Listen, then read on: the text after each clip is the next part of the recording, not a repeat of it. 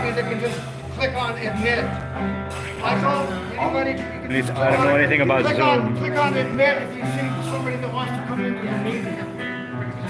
Show me what to do. I'll show you. I can find the cursor. There. Bring up this.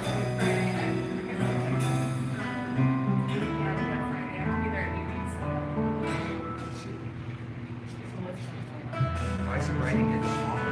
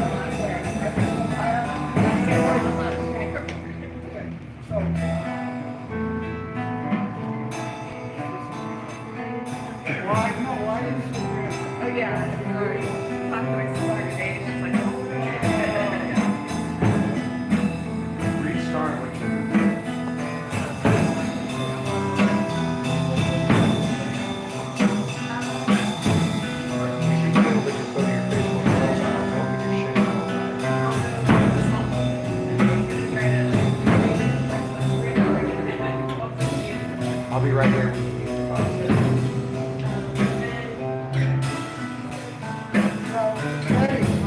Eddie, here he is. You see somebody, you see a banner that says, that's what I go on to here, just click on it. Here.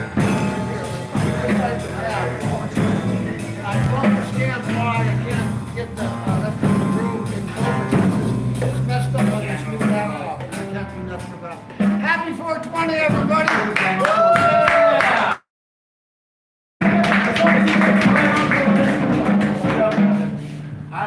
So where's Karen, the swarm girl? Can't start without her. Where's Karen, the swarm girl?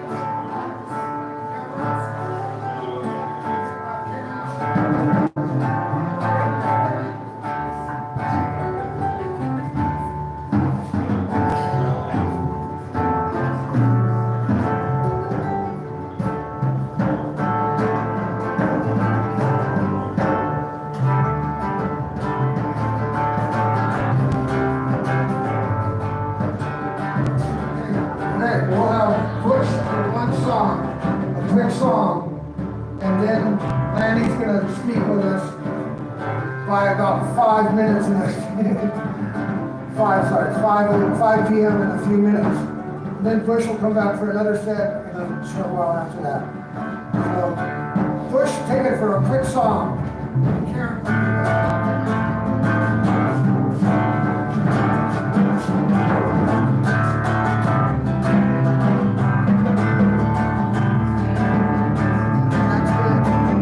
Getting the sound recording. My new laptop. Yeah, old laptop. So I got this one going. Oh, it's fine. Just if you see somebody. Yeah, thanks.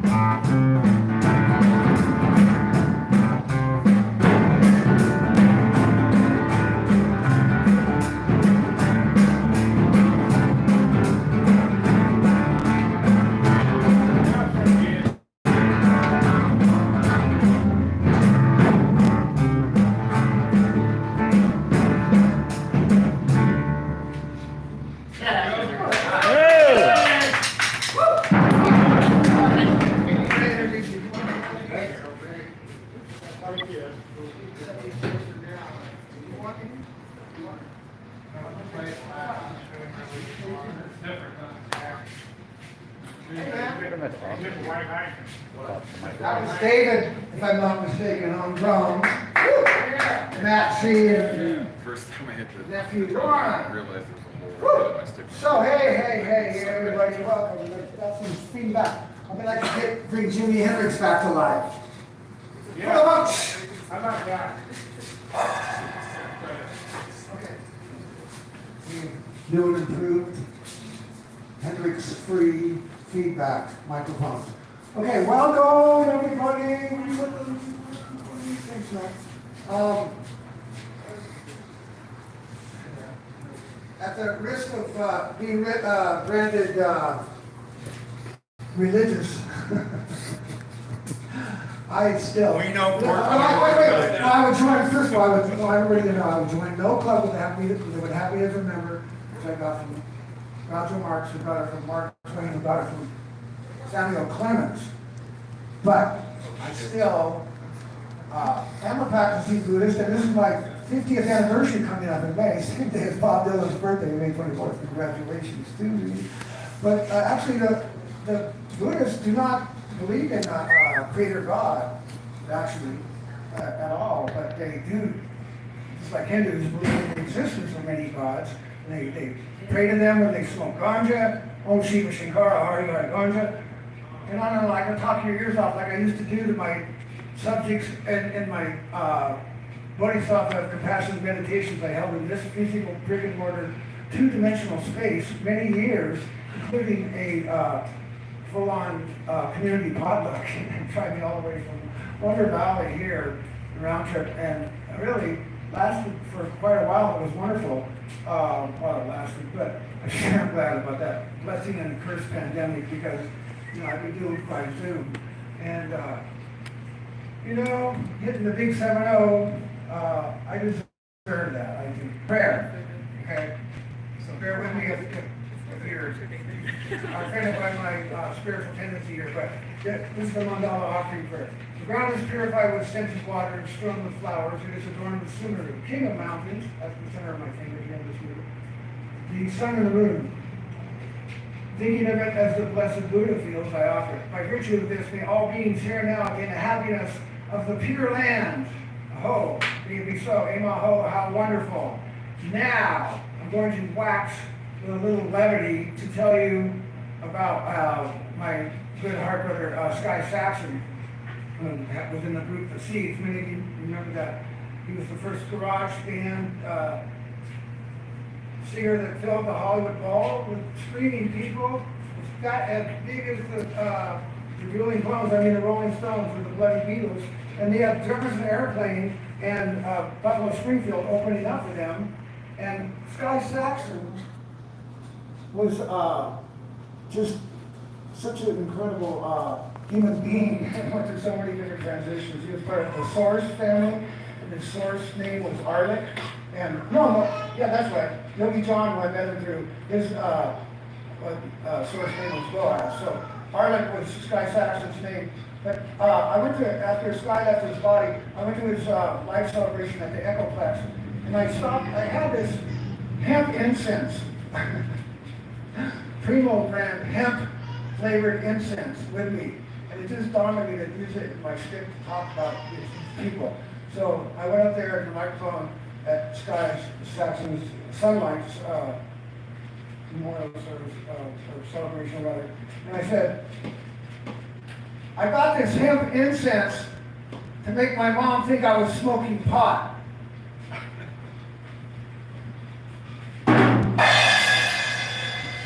The crowd actually did go with the echo effect.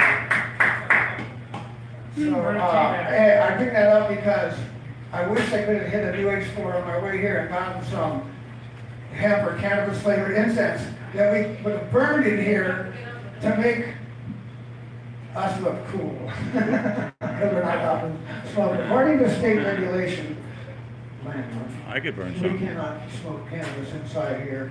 But the times they are changing. Do solo acapella now. Okay, so without further ado, really, there's not much more I can add in my flyer and my Facebook event page and everything, I gave great kudos to Lanny Swerlo, RN, LNC, and let him come up and tell you about the ETC, Lanny Swerlo. Thank you for coming with me.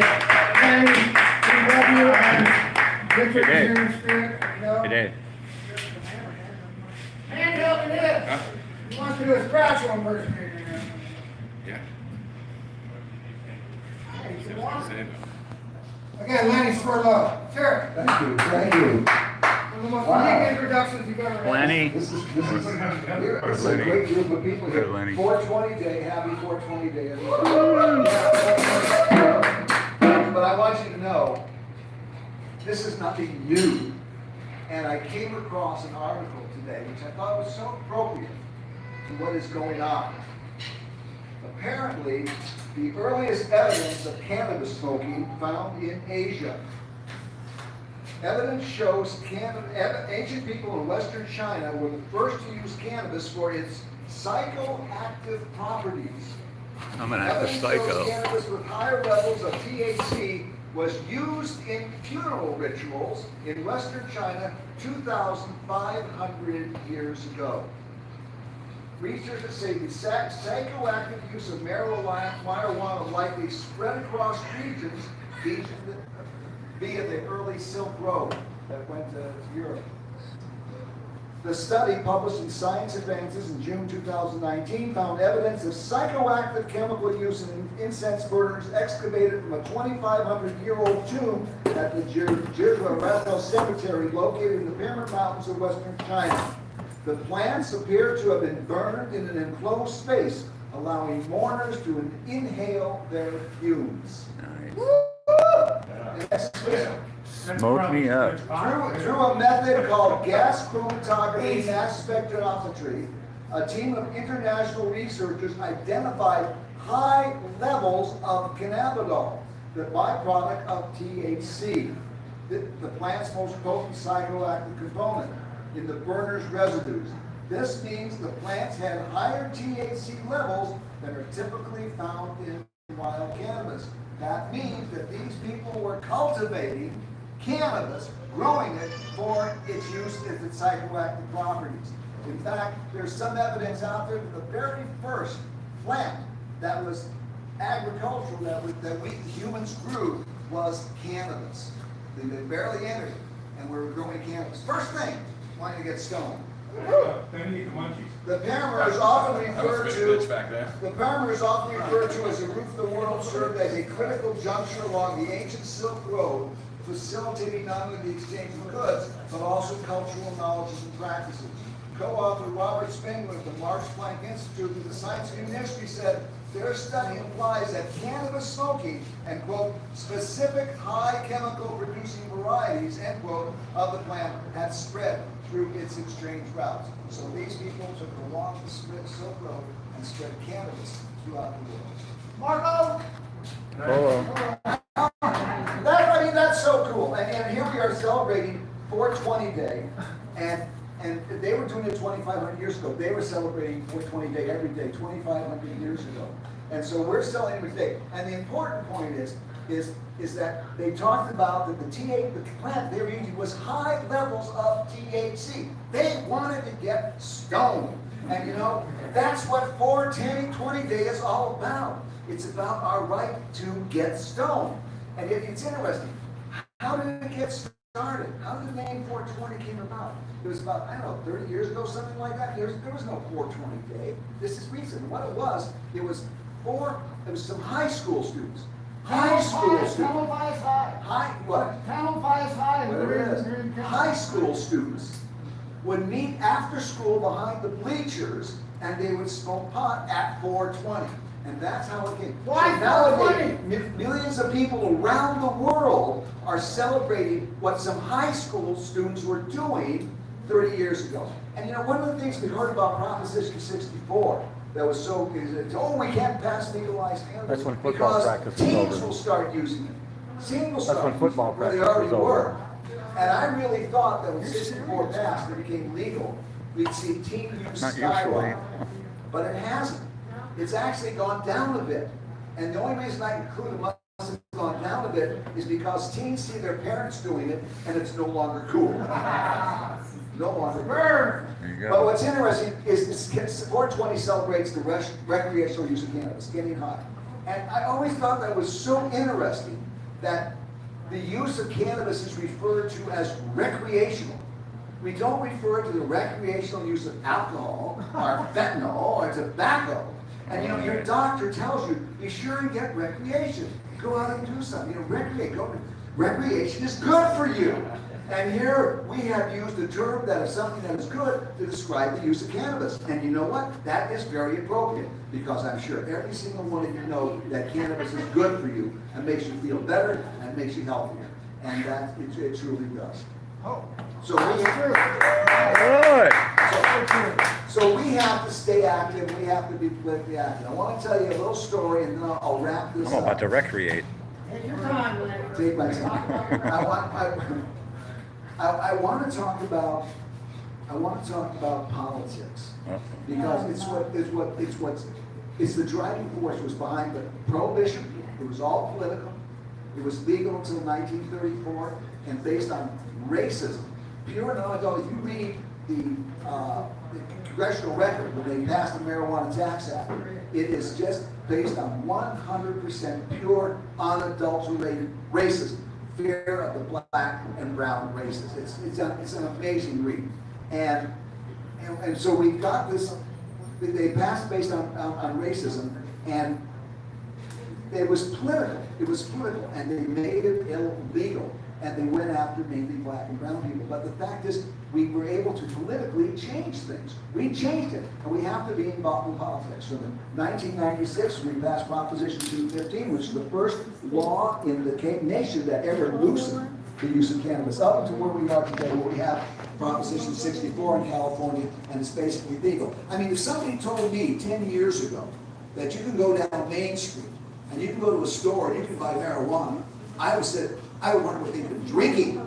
That is absurd, but that is exactly what we have now. Is it perfect? No, it's not perfect. Proposition 64 is not perfect. It was written to get passed, not to give us cannabis nirvana.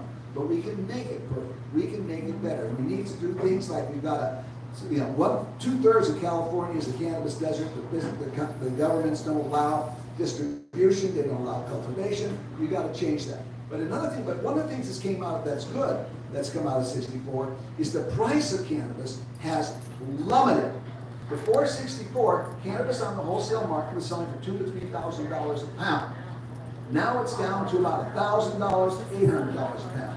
So it's gotten a lot cheaper. But you know, it needs to get even cheaper. My goal, and what I'm working for, is to have cannabis available for around $50 a pound. And that's, no, Nick, you laugh. No. It's serious. It should be even cheaper than that. Look, you can grow tomatoes in a hothouse. Farmers, they grow tomatoes in hothouses and they sell them for $3 a pound or less. And I have been to those greenhouses and I've seen them. And what they are, they're just these big greenhouses with rows of tomato plants in biscuit, not even buckets. And they're growing these beautiful tomatoes. And they're selling for $3 a pound and making a big profit. Well, cannabis isn't any harder to grow than tomatoes.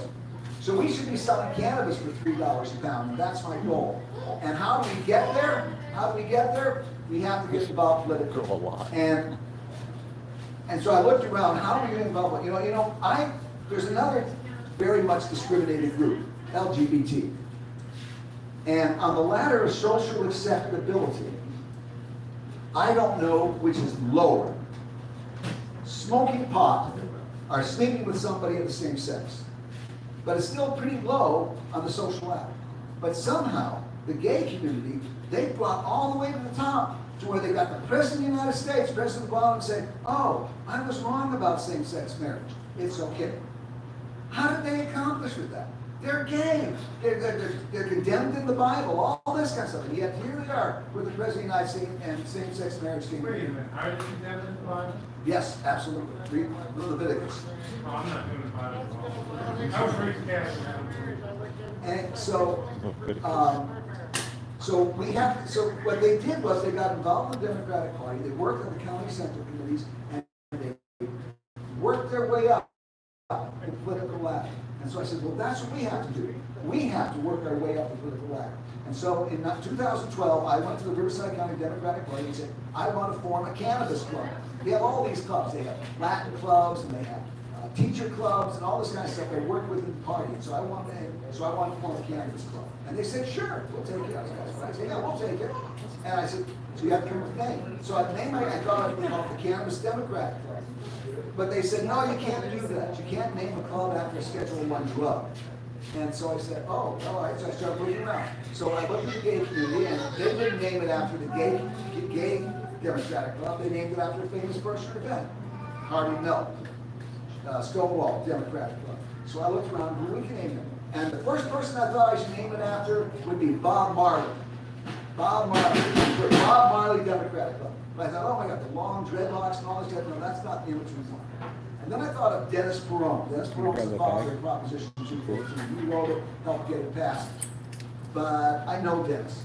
And the minute we did something he didn't like, he'd be on my back. Lanny, take my name off the club. So I began, who can we name it after? And then I found Mary Jane Rathbone. Mary Jane Rathbone's nickname was Brownie Mary. And how did she get the nickname Brownie Mary? Because in the 1980s, she would make marijuana-infused brownies and take them to the AIDS patients in San Francisco hospitals. And she got arrested 3 times for doing that, but they never prosecuted her. So, but I thought, wow, we should name it after her. She was a brave woman. And I thought, and there's 3 reasons why we should name it after her, I thought. One is because marijuana is very important for our health. We need it. It makes us healthier. It helps people who are sick feel better. It's very important. But 2, Brownie Mary, well, that sounds kind of fun. So it was kind of fun. Yeah, cannabis is fun too. We enjoy doing it. It's healthy for us, that's fun. And then number 3, the cannabis movement is male dominated. It's run by men. We need to highlight the contributions made by women. And that's why we named this Brownie Mary Democratic Club. And I encourage you to pick up this flyer over here before you leave. And you want to get an email list, just go ahead and sign there and get involved with the thing, because we can change things and make it better, and we can make $50 a pound pot with what should be. So, okay. Did you talk about your radio show? What? Did you talk about your radio show? Well, I'm going to talk about it. I'm wrapping this all up now. There was some yellow flyers there. They're all gone. I don't know who took them that they want to distribute them. Thank you very much. But they were about a book I wrote called Cannabis Chronicles. And the Cannabis Chronicles is articles I used to write for a magazine called Culture. I wrote it from 2009 to 2019 until they folded. And the column was called Healthy Living. And the articles were all about, like, using cannabis is healthy for us. Everything from cancer to pain to sleeping to insomnia to movement disorders. Cannabis can do all kinds of wonderful things for us. And that's what we And it was a collection of 120 articles. The book's like 500 pages long. Each one sells 700 works. It takes about 5 or 6 minutes to each one. And you can get it on Amazon. And you can read the first 2 chapters free there. But just go to the Amazon search bar, type in cannabis/Lanny, L-A-N-N-Y, and it'll bring up my book. The price is only $4.20. It's really cheap. And all the profits will go for me for my trip to Alaska, where I can watch the Orient Borealis stone. Because Alaska. All right, the last thing is I do have a radio show. I got these little flyers, and I may just hand them out to you whether you want them or not. And it's called Lanny Sense. It's beyond common sense, it's Lanny Sense. And I have the distinction of being KCA's resident gay, woke, liberal, pot smoking, race mixing, tree hugging, left-handed, science-affirming, Jewish humanist atheist, a white evangelical Christians nationalist white voice nightmare. And I'm on every Tuesday at 8 p.m. so you can pick that up. Now, because you all sat through this with me, and I have a little gift for all of you here. These are little pipes, little pocket pipes. Are they silicone? No, these are not. These are glass. And these little pocket pipes. Come on up and get one. Yay, And I have all this literature here, including the books. It's all free. Come up and get some. If you want to get my email, let's sign up here. But most importantly, Will you hold off on the applause, please? I got here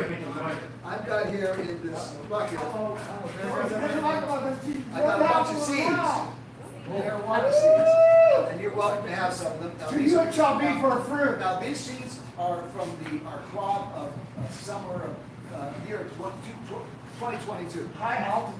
Now, so they're not all gonna stop, but some will, I'm sure some will.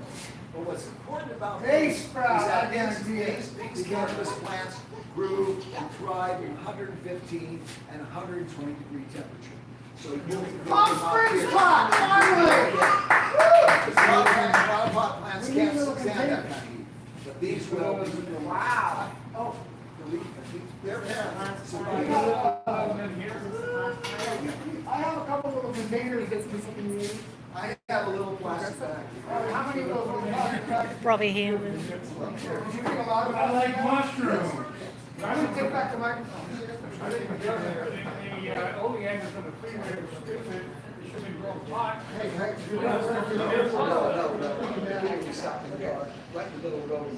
Okay, I'm gonna continue talking here because, wow.